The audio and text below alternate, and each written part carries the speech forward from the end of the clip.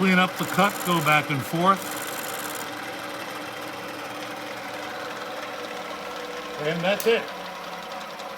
As you can see, it's a much simpler process than doing a curved lock face, which requires some calculation and some experimentation. But this one is a lot faster and easier. And it all depends on what your specific preference is. It's a flat lock face. So thank you for watching. I really enjoy making these deep dives, and I hope you enjoy watching them and maybe even learn something from them.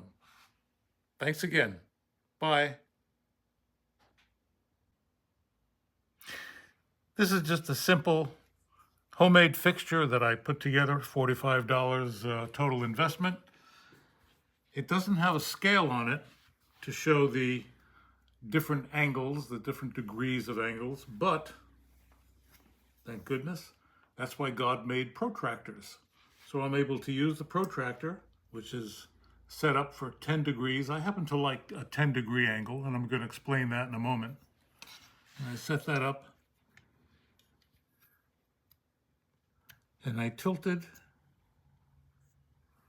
the frame just exactly 10 degrees and locked it down with the pivot screw and locked it down with the locking screw. So basically, what I've got is a fixture, and here's the pivot holding the blade. The blade is the blue line right across here, and that's now at an 8 to 10 degree angle. As I said, I like to use 10 degrees. Some people like to use 8 degrees, and that's fine, that's okay. Just off the square. And I use a milling cutter instead of a grinding wheel. This is a 3/8 diameter carbide 4-flute milling cutter. End mill, square tipped.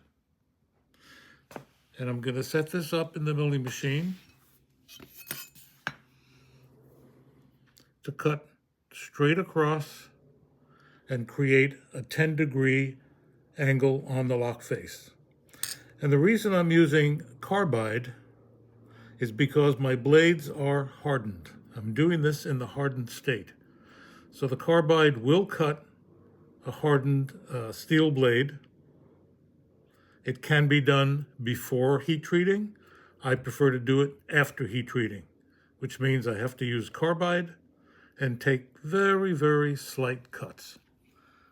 So I'm going to take this setup as it is, going to move it onto the milling machine and give a little demo on how to do a flat or straight lock face on an ATCF blade.